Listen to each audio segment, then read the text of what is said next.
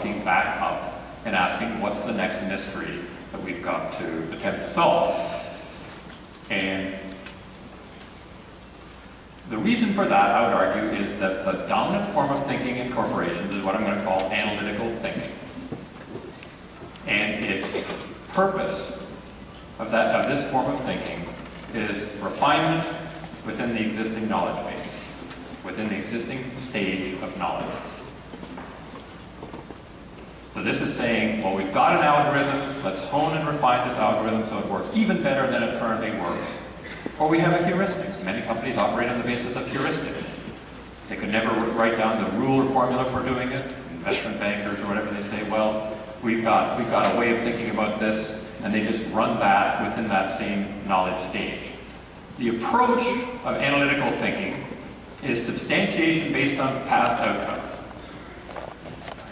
So you look at the 100 times you've done it before, and you hone and refine that algorithm a little bit more, or hone and refine that heuristic a little bit more. To think analytically, you've got to use a limited number of objective variables because you want to quantify things and be analytical. And you don't want to have judgment, and you don't want to have bias, because what you're interested in, the ultimate goal of analytical thinking, is reliability. And reliability is the production of a consistent, replicable outcome. And I would argue most corporations, most of the time, are dominated by analytical thinking to produce reliability, which means staying in the same stage in the knowledge funnel. Not advancing knowledge, but staying in the same stage. And when they stay in the same stage, they spend all of their waking moments operating there, not staring into the next mystery, not moving knowledge forward. And I'd like to contrast that with what I will define as a definition of design thinking. There'll be many definitions of design thinking, but this is my definition of design thinking that I find helpful in thinking about businesses, designers, and how they do or do not get along. Design thinking. For me, design thinking is advancement to the next knowledge stage. Designers act like designers when they stare into mysteries like, how can we survive on this planet without wrecking it for our children? That's a mystery. And try and figure out a way of thinking about it. Like build a couple, like Tim was referring to earlier. That's a heuristic. That's a cradle to cradle is a heuristic. It's a way of thinking about that mystery. That is an advance. That is a helpful to humanity by taking a mystery and saying, here's a way to think about that mystery. Until you get a way of thinking about the mystery stays a mystery and nothing good happens. Similarly, you can take a heuristic and drive it to an algorithm.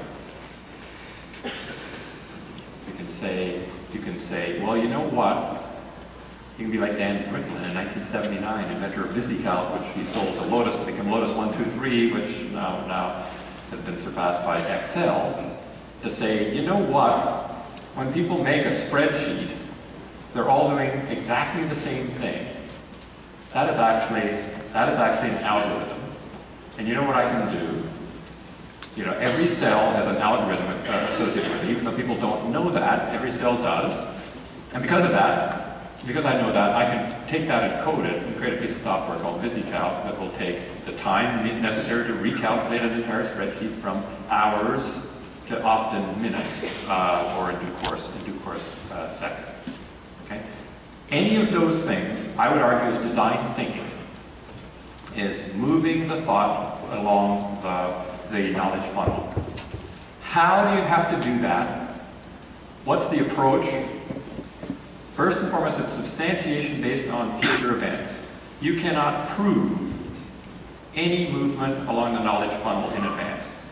You can't prove it. You can imagine, but until it works, you can't prove it. To do that, you've got to think about a broader range of diverse variables. You can't just quantify every little thing. You have to have judgment, because you can't prove in advance what you're doing. And you've got to acknowledge that you're biased. This is your solution to the problem. And the goal is validity. So the production of an outcome that meets the objective. It's not trying to be consistent, it's trying to meet an objective. I want to understand something better than it's currently understood.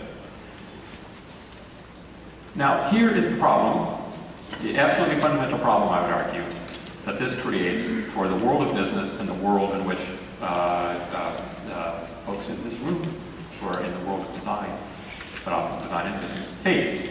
And that is that there is a gap between business and design, or typically business people and designers, between the desire for reliability, the desire for honing within the same knowledge stage, and the desire to come up with a better answer that is valid, that moves knowledge forward, that figures something out that has not yet been figured out.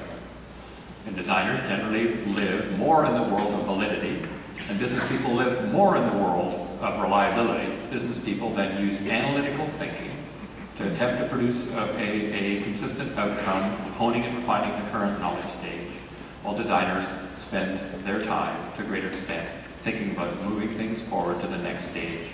And that makes it difficult for the two to actually work together. Right? And it's not because they don't like each other, it's actually because they scare and worry each other. Because they have these prototypical clashes that I'm imagining are familiar to you.